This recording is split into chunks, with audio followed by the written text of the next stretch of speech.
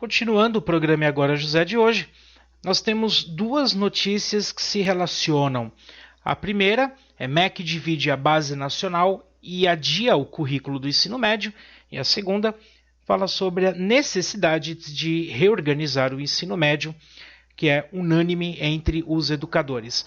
As duas reportagens são da Folha de São Paulo. O governo federal vai fatiar a base nacional comum curricular e adiar a entrega da parte que define o que será estudado no ensino médio. O currículo dessa etapa só será finalizado depois da aprovação de uma lei que reforma a estrutura dessa fase. A Câmara já discute um projeto que muda o ensino médio, flexibilizando o atual modelo. A proposta permite que alunos e escolas possam diversificar o aprofundamento em áreas específicas, como o ensino técnico e profissionalizante. Mas o Ministério da Educação vai encaminhar nos próximos dias uma nova proposta para o Congresso sobre o tema. Ainda não há mais detalhes sobre esse texto, mas o ponto central será focada nessa flexibilização. Segundo a secretária executiva do MEC, Maria Helena Guimarães, o ensino médio não ficará sem uma base. Ela afirma que a definição da base antes da reforma da estrutura, como estava ocorrendo, poderia inviabilizar a flexibilização. A base nacional vai definir o que os alunos da educação básica devem aprender em cada etapa escolar. O Brasil nunca teve uma base e as diretrizes existentes hoje são consideradas genéricas. A Lei do Plano Nacional de Educação estipula que o documento final deveria ter sido entregue em julho para análise final do Conselho Nacional de Educação. Agora, o documento que será finalizado neste ano só trará os objetivos de aprendizagem do ensino infantil e fundamental até o 9º ano. O bloco do ensino médio só estaria pronto no ano que vem, após a aprovação da lei. A pasta da educação estuda a possibilidade de a versão deste ano trazer os conteúdos só do primeiro ano do médio. Assim, a base do ensino médio do ano que vem contemplaria os 2 últimos anos. O debate sobre o novo formato do ensino médio é considerado prioritário por especialistas. O entendimento é que a estrutura engessada de disciplinas não conversa com as demandas dos jovens. Estão fora da escola hoje 1,7 milhão de jovens de 15 a 17 anos, a faixa etária ideal para esta etapa. Diferentemente deste governo interino, a equipe de Dilma entendia que era possível definir na base os objetivos de aprendizagem da etapa, independente da discussão no Congresso. A segunda versão da base, divulgada em março, já trouxe novidades sobre a etapa. Os conteúdos passaram a ser divididos por unidades curriculares e não por série. A crítica, no entanto, era de que o bloco estava muito grande. Para Ana Inoue, que é ligada ao movimento pela base, a decisão do MEC é positiva. Segundo Ana Ione, ela diz que fica mais fácil definir o modelo e casar com os objetivos que estarão na base. Desde o mês passado, a segunda versão tem sido discutida em seminários estaduais. Nos encontros, educadores têm se posicionado sobre a pertinência e clareza de cada objetivo de aprendizagem, inclusive os do ensino médio. A presidente do movimento Todos pela Educação, Priscila Cruz, acredita que ainda será possível aproveitar essas críticas, mesmo com as futuras alterações. Ela diz que faz sentido definir a arquitetura e depois o recheio. O risco é haver uma demora na aprovação da lei e essa urgência com a base acabar se perdendo. Eduardo Deschamps, que é presidente do CONSED, que representa os secretários estaduais de educação, também faz essa ressalva. Ele diz o seguinte: não vejo problema nisso, desde que o MEC trabalhe com o Congresso para acelerar a definição. A Folha de São Paulo apurou que o ministro da Educação, Mendonça Filho, tem articulado um acordo com o presidente da Câmara, Rodrigo Maia, do mesmo partido do ministro, para acelerar a aprovação. O MEC criou um comitê gestor para a revisão da base nacional e também para as discussões do ensino médio. Depois da aprovação na Câmara, o projeto precisa passar pelo Senado e volta para a Câmara, caso sofra mudanças. Após isso, segue para a sanção presidencial. O comitê gestor que vai cuidar da revisão final da base não será formado pelos mesmos autores dos 2 textos iniciais. De acordo com Guimarães, a ideia é proporcionar outro olhar neste momento. O fato é que a base nacional ela já estava praticamente pronta, ela cumpria ali todos os seus requisitos ou pré-requisitos, é algo que foi construído ao longo de um determinado tempo com a articulação de vários congressos, de vários seminários, de várias palestras, né? E aí, com a mudança de governo, o governo simplesmente deixou de lado aquilo que já estava pronto e quis começar do zero.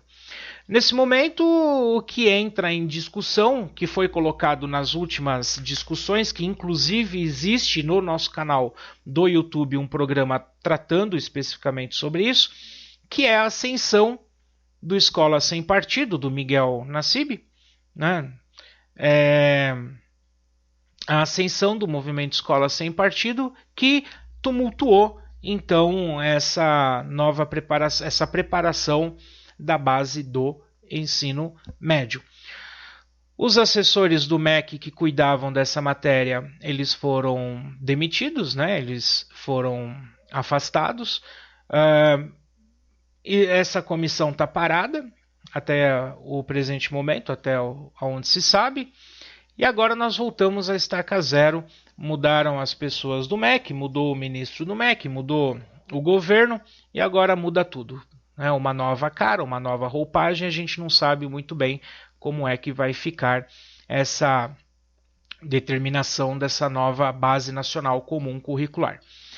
A gente continua acompanhando, vendo as notícias que são publicadas. É fato que o ensino médio realmente é um problema no país. Agora, eu não sei até que ponto o governo está fazendo uso de várias pesquisas que apontam os motivos que estão levando a este problema no ensino médio no Brasil. As questões até onde vale a pena essa flexibilização do ensino médio ou o que eles entendem como flexibilização do ensino médio. O fato é que eles colocam que há muitas disciplinas no ensino médio e essas disciplinas não condizem com, abre aspas, a realidade desses alunos. Agora a gente precisa verificar e ficar muito atento para o que é essa realidade que se pretende colocar para os alunos. Quais são os atrativos que eles pretendem fazer. Agora há pouco nós discutimos as questões sobre o capital humano em que o Brasil despencou, está lá embaixo no ranking, é um dos últimos, está lá na sarjeta, largado. Agora, será que se apropriam desses estudos de como funciona nesses países, trazendo uma possibilidade de realmente oferecer um ensino médio que seja satisfatório? Qual é a função do ensino médio? Será que isso está sendo discutido? O que se espera realmente daqueles alunos que se formam no ensino médio? Agora, não adianta você criar um currículo do ensino médio de primeiro mundo e ter uma estrutura, ter um professor e ter um pagamento pífio de quarto mundo. Então, não adianta você trazer um papel em letras douradas e apresentar para uma estrutura de papelão. Então, os dois têm que ser equivalentes. Não é por meio de uma canetada que você faz uma educação de qualidade. O esforço para isso é homérico. Enfim, nós temos inúmeros problemas que precisam ser revistos, discutidos, para que realmente nós tenhamos uma educação, quem sabe, um pouco de qualidade. Os números do ensino médio são desalentadores. Menos de 10% dos alunos do país se forma com conhecimento adequado em matemática. A proporção de estudantes que abandona essa etapa é o triplo do registrado nas séries anteriores. É praticamente um consenso que um dos principais problemas da fase final da educação básica é a organização curricular. Hoje, são ao menos 13 matérias obrigatórias, com pouca conexão entre si. A aula de química não conversa com a de geografia. Parênteses, esse é um dos problemas. Há problemas estruturais muito mais graves do que este. Mas vamos lá. Diferentes atores têm buscado medidas para alterar o panorama. Os indicadores não melhoram desde os anos 2000. Com voluntarismo, mas sem coordenação, as medidas causam confusão. Desde 2013 está no Congresso o projeto de lei proposto por comissão de deputados que visa reorganizar essa etapa do ensino. Uma das principais alterações pretendidas é a adoção de 4 áreas de conhecimento: linguagem, matemática, ciências da natureza e ciências humanas, em substituição às 13 matérias. O governo Michel Temer pretende apresentar este novo projeto de lei. Ainda não foi divulgada de forma oficial qual a diferença em relação à proposta que está há 3 anos na Câmara. Em meio a essa incerteza, o governo adiou a adoção da Base Nacional Curricular para o ensino médio, como nós acabamos de dizer. Considerando que essa base deve indicar mais na minúcia o que o aluno deve aprender, parece fazer sentido esperar até que reformulação mais ampla esteja definida no Congresso. Mas aí surgem alguns problemas. Se a reformulação emperrar na Câmara e no Senado, o país continuará sem a definição do mínimo a ser ensinado no ensino médio. O adiamento da base também esbarra em lei aprovada em 2014, que institui o Plano Nacional de Educação. A regra prevê que a base nacional deverá ser adotada em todas as etapas até este ano, de 2016. O prazo certamente será desrespeitado no ensino médio, pois, para as demais séries, o governo vê novembro como a melhor das hipóteses para a adoção do currículo. Entra na conta o fato de o plano não prever punição em caso de descumprimento. Este é um problema das grandes leis do Brasil, assim como a lei do piso nacional dos professores também não prevê punição. A discussão de como integrar melhor as matérias ocorre em diversos países. No Brasil já havia sido promessa do então ministro da Educação, o Aloysio Mercadante, em 2012. No próximo mês, começa uma das experiências mais aguardadas no meio educacional internacional. A Finlândia, que sempre figura entre os melhores países em avaliações internacionais, adotará como obrigatório em cada ano letivo pelo menos um projeto que envolva diversas disciplinas. Esse projeto terá como base um tema, a União Europeia, por exemplo. A partir daí, os alunos terão conhecimento de linguagem, geografia, ciências e economia. No país escandinavo, cada escola terá a liberdade de escolher como será o projeto e qual a duração deles. Nisso, nós temos, então, diversas experiências que podem ajudar o ensino médio, não sei, são questões que merecem ser discutidas, mas lembrando, não adianta importar um modelo, ou até aqui mesmo, né? Sem com que você trabalhe com a formação continuada desses professores, sem com que você melhore a formação inicial desses professores, sem com que você remunere melhor esses professores para que o cara não tenha que ficar em 3, 4, 5 escolas semanalmente sem exagero nenhum, com 400, 500, 600 alunos, ou muitas vezes até mais do que isso. Uma conta simples que eu fiz no programa em que nós discutimos sobre avaliação, nós vimos o quanto é complexo você aplicar que seja uma redação por semana para os seus alunos, qual seria o volume de trabalho desse colega que teria essa prática.